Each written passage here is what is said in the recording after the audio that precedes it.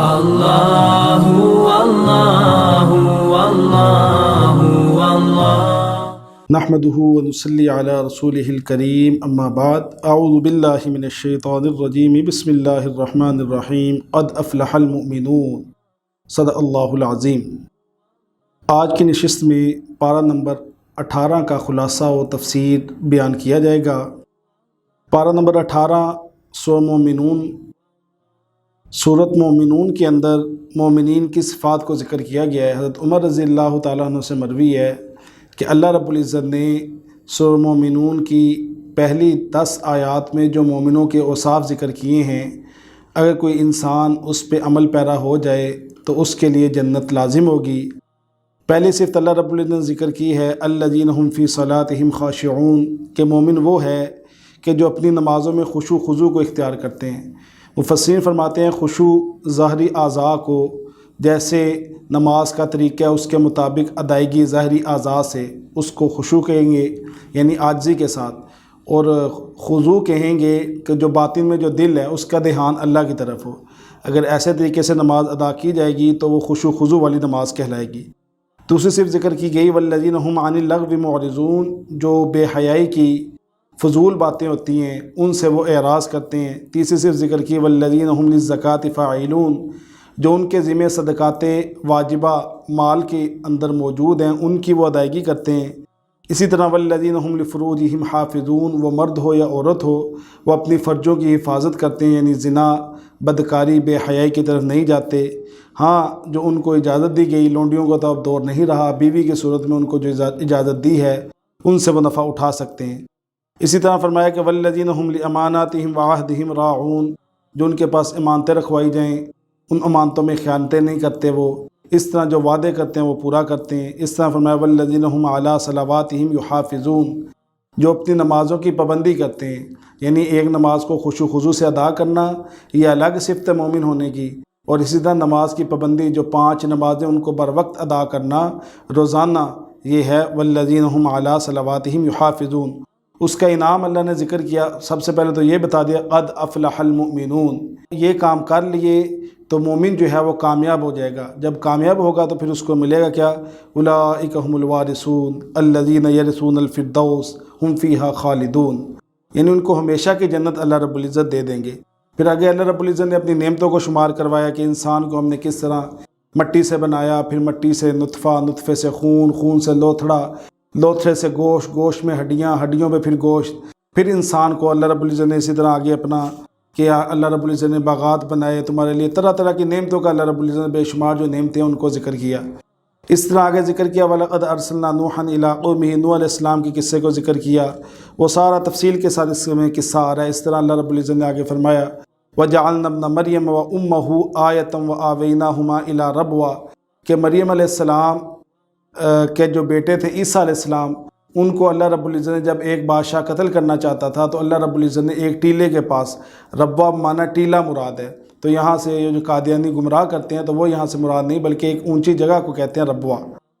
اس طرح فرمایا قد کانت آیاتی تتلی علیکم فکنتم علی اعقابکم تنکسون، کہ جب میری آیات ان کے سامنے پڑھی جاتی ہیں تو جو منافقین ہیں البتہ تو بیٹھتے نہیں، اگر بیٹھتے ہیں تو پھر الٹے پاؤں بھاگتے ہیں، راتوں رات یہ بیٹھے باتیں کرتے رہتے ہیں۔ جب کوئی دین کی بات، فلاح کی بات کی جاتی ہے تو طرح طرح کے اعتراضات پیش کرتے ہوئے یا اس سے منہ پھیر کے بھاگنے کی کوشش کرتے ہیں۔ اس طرح کہ اللہ رب العزت نے فرمایا وَهُوَ الَّذِي أَنشَأَ لَكُمُ السَّمْعَ وَالْأَبْصَارَ وَالْأَفْئِدَةَ، یہاں سے اللہ رب العزت پھر انعامات گنوا رہے ہیں کہ اللہ رب العزت نے تمہارے لیے کان بنائے، دل بنائے، آنکھیں بنائیں، کہ یہ بہت بڑی قدرت ہے۔ اگر ان کے مقابلے میں پوری دنیا بھی دی جائے تو یہ جو اصل اعضاء اللہ رب العزت نے دے دیے ہیں ان کے مقابلے میں نہیں آ سکتے۔ اس طرح فرمایا قُلْ رَبِّ إِمَّا تُرِيَنِّي مَا يُوعَدُونَ، یہ نبی کریم صلی اللہ علیہ وسلم کو تسلی بھی دی جا رہی ہے اور دعا کی تلقین بھی کی جا رہی ہے کہ اللہ کے نبی کو کہا جا رہا ہے کہ اِمَّا تُرِيَنِّي، کہ یہ جو منافق لوگ ہیں ان کو عذاب تو دیا جائے گا، تو ہو سکتا ہے ان میں سے بعض کو آپ کے سامنے عذاب دے دیا جائے، یا لیکن یہ آپ دعا کرتے رہیں کہ اگر ان پہ عذاب آئے تو جو مومن ہے یا آپ کی ذات ہے وہ اس سے متاثر نہ ہو۔ اسی طرح فرمایا حتیٰ اذا جاء احدهم الموت، یعنی یہ کافروں کی تمنا ہوگی کہ جب ان کو موت آ جائے گی اس کے بعد یعنی موت کے حالات دیکھ لیں گے تو پھر وہ کہیں گے کہ کاش ہمیں دوبارہ بھیج دیا جائے اس دنیا میں تو ہم اچھے اعمال کر کے آئیں گے۔ تو اللہ رب فرما رہے ہیں ان کی سوچ ہی ہے، یہ ان کی تمنا ہی رہے گی، اب ایسا کچھ نہیں ہوگا۔ آگے ان کا بتا دیا کہ یہ جہنم میں ان کا کیا حال ہوگا، تلفح وجوہہم النار وہم فیہا کالحون، کہ اس میں بد شکل پڑے ہوں گے، طرح طرح کے ان کو عذاب دیے جائیں گے۔ یہ آگے اس کا ذکر ملتا ہے۔ اس طرح فرمایا افحسبتم انما خلقناکم عبثا وانکم الینا لا ترجعون، کہ یہ انسان سمجھتا ہے ہم نے انسان کو جو دنیا میں بھیجا ہے اس کو بیکار اور فضول بنا کے بھیجا ہے، اس کو ہماری طرف نہیں لوٹنا ہے، ایسی بات نہیں ہے، بلکہ اللہ رب العزت نے ایک مقصد رکھا ہے۔ وہ مقصد کیا رکھا ہے؟ وما خلقت الجن والانس الا لیعبدون، کہ اللہ کی ذات کو پہچاننا، اس کی عبادت کرنا، یہ انسان کی تخلیق کا مقصد ہے۔ آخر میں نبی کریم صلی اللہ علیہ وسلم کو ایک دعا بتا دی، وقل، اور فرما دیا رب اغفر ورحم وانت خیر الراحمین۔ یہ بڑی مجرب دعا ہے۔ افحسبتم سے لے کے وانت خیر الراحمین کے بارے میں حضرت عبداللہ بن مسعود رضی اللہ تعالیٰ عنہ سے روایت ہے، وہ فرماتے ہیں کہ اگر کسی کو کوئی مرض لاحق ہو گھر میں تو افحسبتم سے لے کے وانت خیر الراحمین تک اگر اس پر پڑھ کے دم کر دیا جائے تو وہ اس سے پورے یقین کے ساتھ دم کیا جائے تو وہ بندہ ٹھیک ہو جائے گا۔ تو آج کل یہ جو وبا پھیلی ہوئی ہے، تو اگر کوئی اس میں متاثر ہو تو گھر والے مکمل یقین کے ساتھ اگر اس دعا کو پڑھ کے پھونکیں گے تو انشاءاللہ اللہ رب العزت صحت عطا فرمائیں گے۔ آگے سورۃ النور مدنیہ، سورہ نور کا اگر ہم دیکھتے ہیں تو یہ ترتیب کے اعتبار سے اس کا 24واں نمبر ہے اور نزول کے اعتبار سے اس کا 102 نمبر بنتا ہے۔ سورہ نور کے اندر اگر ہم دیکھتے ہیں تو مختلف دینی، معاشرتی اور اخلاقی احکامات کو ذکر کیا گیا ہے۔ اس طرح معاشرے کے اندر جو بے حیائی ہے، فحاشی ہے اور برائی کو جو روکنے کے اقدامات ہیں ان کو ذکر کیا گیا، اور عفت اور عصمت کی جو بچاؤ ہے اس حوالے سے اس میں احکامات کو ذکر کیا گیا ہے۔ اس طرح اس صورت کے اندر حضرت عائشہ رضی اللہ تعالیٰ عنہ جو پوری امت کی ماں ہیں، تو ان پہ جو تہمت لگائی گئی اس سے برات کا بھی اظہار اس میں ذکر کیا گیا، اور اسی طرح اصول جو معاشرت ہیں وہ اس میں ذکر کیے گئے ہیں۔ سب سے پہلے جو ہم دیکھتے ہیں اس میں الزانیۃ والزانی، کہ زنا کی جو زنا ثابت ہونے پہ حد کا ذکر کیا گیا کہ اگر زانی مرد، اگر کسی مرد نے زنا کر لی یا عورت نے زنا کر لیا لیکن ابھی شادی شدہ نہیں ہے تو ان کو 100 کوڑے لگائے جائیں گے، لیکن لگائے کہاں جائیں گے؟ وَلْيَشْهَدْ عَذَابَهُمَا طَائِفَةٌ مِّنَ الْمُؤْمِنِينَ، بند کمرے میں نہیں بلکہ لوگوں کا ایک اجتماع جمع ہو، وہاں پہ ان کو یہ حد لگائی جائے گی۔ اور نص سے ہمیں معلوم ہوتا ہے کہ جو شادی شدہ ہو، مرد یا عورت، اس نے زنا کیا تو ان کو سنسار کیا جائے گا۔ اب زنا کا ثبوت کس طرح ہوگا؟ اس کی 3 صورتیں ہیں۔ نمبر 1 تو یہ ہے کہ 4 مرد گواہی دیں کہ ہم نے ان کو زنا کرتے ہوئے دیکھا ہے۔ اگر ایسا نہیں ہوگا تو دوسری صورت یہ ہے کہ وہ خود اقرار کر لے، وہ مرد اقرار کرے یا عورت اقرار کرے، اس پہ اس کی حد جاری ہوگی۔ اسی طرح اگر کمواری عورت ہو جس کی بھی شادی نہیں ہوئی، اگر اس کا حمل ظاہر ہو جائے تو پھر اس سے پوچھا جائے گا کہ ہاں یہ کس کا بچہ ہے۔ اگر وہ جس کا بتاتی ہے پھر اس سے تحقیق کی جائے گی، اگر وہ مان جائے تو ٹھیک، نہیں تو یہ جو کنواری عورت ہے جس کا حمل ظاہر ہوا ہے اس پہ حد جاری ہوگی۔ اس طرح آگے فرمایا والذین یرمون المحصنات،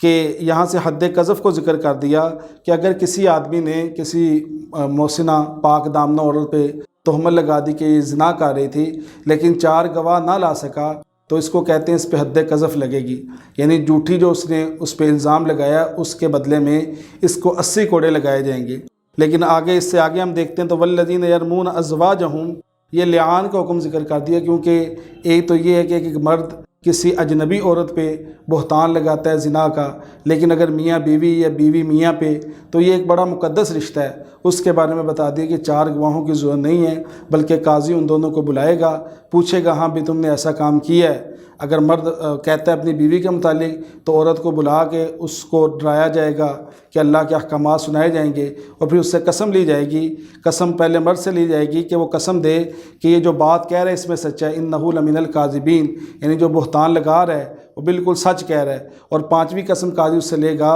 والخامسۃ ان لعنۃ اللہ علیہ ان کان من الکاذبین، کہ اگر وہ جھوٹا ہو تو اللہ کی لعنت ہو اس پہ۔ اگر وہ مرد نے قسمیں دے دیں پھر اب عورت کی باری آئے گی، عورت سے قسمیں لی جائے گی کہ وہ کہے گی کہ جو مرد جو بات کہہ رہا ہے وہ اس میں جھوٹا ہے، اور 5ویں مرتبہ وہ کہے گی کہ اگر وہ سچا ہوا تو مجھ پہ اللہ کا غضب ہو۔ جب یہ معاملہ ہو جائے اس کو کہتے ہیں لعان، جب یہ معاملہ ہو جائے گا قاضی دونوں کو الگ کر دے گا، اب ان کا نکاح فسخ ہو جائے گا اور ان پہ حد جاری نہیں ہوگی۔ اسی طرح اس پارے کے اندر ان الذین جاؤوا بالافک عصبۃ منکم، یہ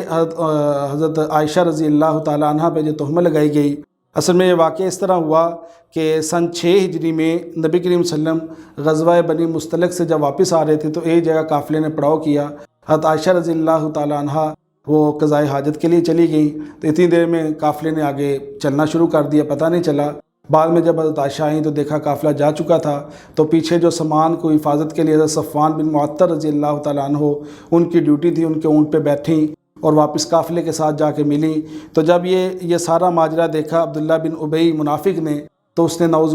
باللہ امی عائشہ رضی اللہ تعالیٰ عنہ پہ تہمت اور بہتان لگا دیا، تو جس پہ اللہ رب العزت نے ان کی برات کا اظہار کہا۔ قرآن پاک میں فرمایا کہ ھذا بہتان عظیم، تو اسی معاملے میں یہ پورا ایک رکوع جو نازل ہوا اس میں اللہ رب نے فرمایا کہ لولا اذ سمعتموہ ظن المؤمنون، کہ جو مخلص مومن تھے جب انہوں نے یہ بات سنی تو ان کو یہ کیوں نہ ہوا، کیونکہ جو اہل علاقہ ہوتے ہیں، جو اہل محلہ ہوتے ہیں، وہ تو ہر قسم کے حالات کو جان رہے ہوتے ہیں کہ ان کو نبی کریم صلی اللہ علیہ وسلم کی اور ان کے ازواج مطہرات کے اوصاف کا پتہ ہے، تو پھر یہ جو خالص مخلص مومن تھے، کیونکہ حضرت مصطح رضی اللہ تعالیٰ عنہ جو حضرت ابوبکر صدیق کے رشتہ دار بھی تھے، وہ بھی منافقین کی باتیں سن کے وہ بھی اس میں شامل ہو گئے تھے، تو اللہ رب نے فرمایا کہ ان لوگوں کو چاہیے تھا جو ایسے مومن تھے کہ وہ ان کی باتوں میں نہ آئیں، بلکہ اہل علم کو جو خدائی پیغام ہے وہ یہ تھا کہ وہ سنتے تو وقالو ھذا افک مبین، جیسے ابو ایوب انصاری رضی اللہ تعالیٰ نے فرمایا تھا کہ یہ تو سراسر جو ہے وہ جھوٹ ہے، ایسا نہیں ہو سکتا۔ اسی طرح حضرت ابوبکر صدیق رضی اللہ تعالیٰ نے جب حضرت مصطح کو دیکھا کہ وہ اس بہتان میں منافقین کے ساتھ شامل ہوئے ہیں، تو انہوں نے ان کو پہلے مالی مدد کرتے تھے تو انہوں نے روک دی، تو اللہ رب نے فرمایا کہ ولا یأتلی اولو الفضل منکم والسعۃ ان یؤتوا اولی القربى والمساکین والمہاجرین، تو انہوں نے قسم اٹھائی تھی حضرت ابوبکر صدیق رضی اللہ تعالیٰ عنہ نے، لیکن حضرت ابوبکر صدیق نے قسم کا کفارہ بھی دیا، ان کی مالی مدد دوبارہ شروع کی۔ اس طرح آگے اس بارے میں ہم دیکھتے ہیں تو اللہ رب العزت نے قانون معاشرت جو ہیں، یعنی معاشرت، اگر صحیح معاشرت ہم چاہتے ہیں کہ ہمارا معاشرہ پرامن رہے تو اس کے اصول جو ہیں وہ اللہ نے ذکر کیے ہیں۔ یا ایھا الذین آمنوا لا تدخلوا بیوتا غیر بیوتکم، کہ تم جو تمہارا گھر نہیں ہے اس کے علاوہ کوئی گھر ہے بغیر اجازت کے نہ جاؤ۔ تو جب ہم دیکھتے ہیں گھروں کی 3 قسمیں بنتی ہیں،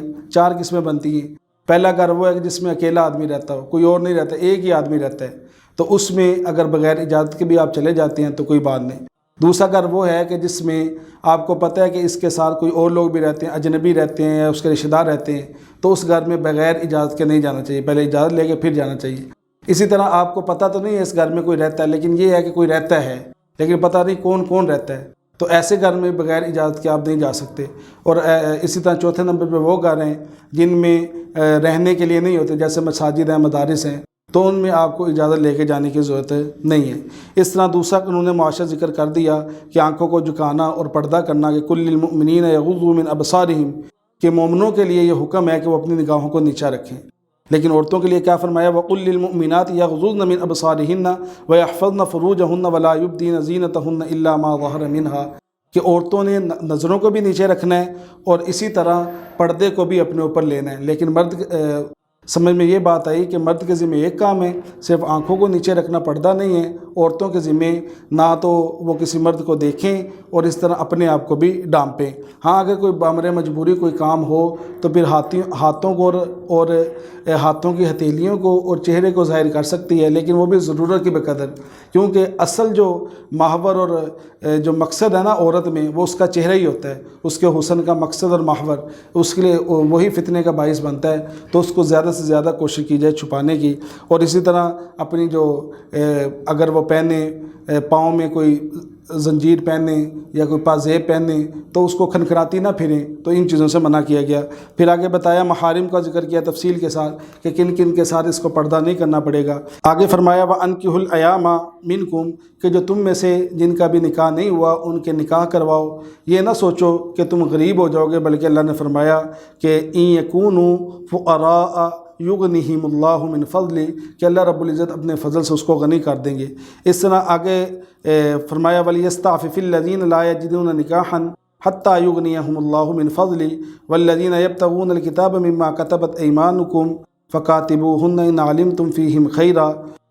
کہ اگر تمہاری لونڈی ہیں تو ان کے بھی نکاحوں کی کوشش کرو۔ آگے اللہ رب نے فرمایا اللہ نور السماوات والارض کہ اللہ نور ہی نور ہیں۔ اب نور سے مراد بمعنی ہدایت ہے کہ اگر اللہ کا نور پانا چاہتے ہو تو وہ نور ہدایت ہے، وہ نور ہدایت ہے۔ اب اس کے مقابلے میں جو منافقین کی اور کفار کی مثال دی ہے وہ اندھیروں کی دی ہے۔ اس کے بارے میں فرمایا والذین کفروا اعمالهم کسراب کہ جو ریت صحرا ہوتا ہے اس کو دور سے پیاسا یہ محسوس کرتا ہے کہ وہ پانی ہے، حالانکہ وہ ہوتا کیا ریت ہے۔ اس طرح او کظلمات فی بحر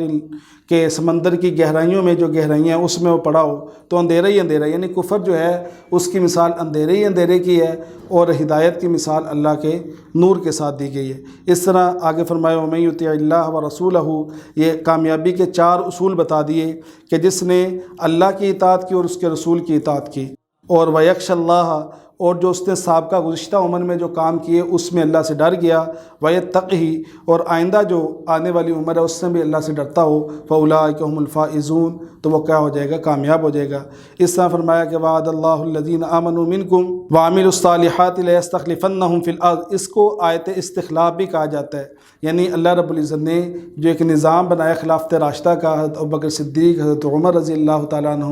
حضرت عثمان اور حضرت علی رضی اللہ تعالیٰ عنہم، یہ 4 جو اصحاب خلافت راشدہ جن کو کہا جاتا ہے، تو یہ اللہ رب العزت نے ان کو مقرر کیا، وہ اس آیت میں ثابت ہوتا ہے۔ اس طرح فرمایا یا ایھا الذین آمنوا لیستأذنکم الذین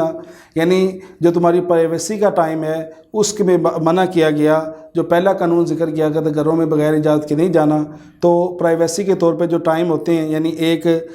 3 وقت بتائیں، من قبل صلاۃ الفجر فجر کی نماز سے پہلے، اگر تمہارے اپنے بچوں نے بھی آنا ہے تو وہ نوک کر کے آئیں۔ اسی طرح ظہر کے ٹائم میں جب تم کپڑے اتار کے سوتے ہو، اس طرح عشاء کے بعد، کیونکہ یہ 3 ایسے ٹائم ہیں جس میں انسان کسی حالت میں ہو سکتا ہے۔ اس طرح فرمایا والقواعد من النساء اللاتی لا یرجون نکاحا فلیس علیہن جناح ان یضعن ثیابہن کہ تم میں سب جو بڑی عمر کی عورتیں ہو جائیں تو اب ان کے ذمہ لازم نہیں ہے کہ مکمل پردے کا وہ اہتمام کریں، تو ان میں ان کو اختیار دیا گیا ہے کہ وہ اپنے تھوڑے بہت کپڑے اگر اتارنا چاہیں، یعنی بڑا دوپٹہ اتارنا چاہیں، چھوٹا لے لیں، تو ان کے لیے کوئی حرج نہیں ہے۔ اس طرح فرمایا لیس علی الاعمی حرج ولا علی الاعرج حرج کہ جو معذور ہوتے ہیں ان کے ساتھ بیٹھ کے کھانے میں کوئی مسئلہ نہیں، کیونکہ وہ سوچتے تھے کہ ہم جگہ زیادہ لیتے ہیں، کوئی لنگڑا ہے، کوئی نابینا ہے، تو کوئی آر محسوس نہیں ہے ان کے درمیان بیٹھ کے کھانے میں، تو اسلام نے بتا دیا کہ ایسا کوئی معاملہ نہیں ہے۔ اس طرح فرمایا انما المؤمنون الذین آمنوا باللہ ورسولہ کہ اس آیت پہ مسلمانوں کی مدح ذکر کی گئی ہے اور منافقین کی مذمت بیان کی گئی ہے۔ اصل میں ہوا یہ تھا کہ جب غزوہ احزاب یعنی جب کفار کے تمام قبیلے مل کے مدینہ شریف میں مسلمانوں کے پہ حملہ کرنے کے لیے آئے تو اللہ کے نبی نے مدینہ کے باہر ایک خندق کھودنے کا فیصلہ کیا، تو اس میں مومن جو تھے، مخلص مومن جو تھے، وہ تو صدق کے دل کے ساتھ مکمل نیت کے ساتھ کام کرتے، لیکن منافق البتہ آتے ہی نہ، اگر آتے تو بہانے کر کے نکل جاتے۔ تو اس کے بارے میں بتایا گیا جو مومن ہیں وہ آپ سے اجازت مانگتے ہیں تو وہ چلے جائیں، لیکن آج کے دور میں بھی ہمیں کوئی اجتماعی کام ہو، اجتماعی مشورہ ہو تو اس میں بلا عذر جو ہے وہ ہمیں کھسکنا نہیں چاہیے۔ آگے ہم دیکھتے ہیں تو سورہ فرقان کو ذکر کیا گیا۔ فرقان اصل میں کہتے ہیں جدائی کرنے والی، حق اور باطل میں کو جدا کرنے والی، تو اس قرآن کو کہا گیا کہ یہ حق اور باطل کو جدا کرنے والی کتاب ہے، اس لیے اس کا نام رکھا گیا فرقان۔ اس کا اگر ہم نزول کے اعتبار سے دیکھتے ہیں نمبر 25واں ہے اور ترتیب کے اعتبار سے 42واں نمبر ہے، اور یہ سورہ مکی ہے۔ اس میں عقیدہ، توحید، رسالت اور قیامت کو ذکر کیا جائے گا۔ اس کی ابتدا ہوئی تبارک الذی نزل الفرقان کے ببرکت ہے وہ ذات جس نے نازل کیا قرآن پاک کو علی عبدہ اپنے بندے یعنی نبی کریم صلی اللہ علیہ وسلم پر، تاکہ وہ کیا کریں للعالمین نذیرا کہ اس کتاب کے ساتھ جہان والوں کو ڈرائیں۔ آگے اللہ رب العزت نے کفار کے 2 اعتراض تھے۔ پہلے اعتراض وہ یہ کرتے تھے وقال الذین کفروا ان ھذا الا افک افتراہ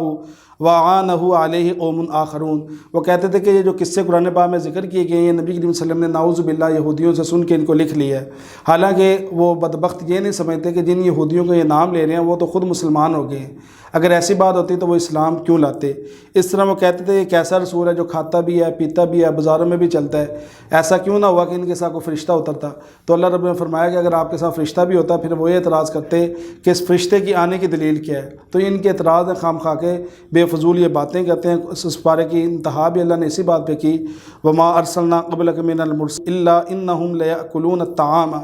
کہ جو سابقہ جتنے بھی رسول گزرے ہیں اگر ان میں آپ غور کریں گے تو آپ دیکھیں گے، آپ کو پتہ چلے گا وہ بازاروں میں بھی چلتے تھے، کھاتے پیتے بھی تھے، شادیاں بھی کرتے تھے۔ تو ان کی باتیں آپ کرنے دیں، تو یہ آج اس پارے کا خلاصہ دعا ہے کہ جو ہم نے پڑھا سنا اس کو اللہ قبول کرے اور ہمیں عمل کی توفیق عطا فرمائے۔ وآخر دعوانا ان الحمد للہ رب العالمین۔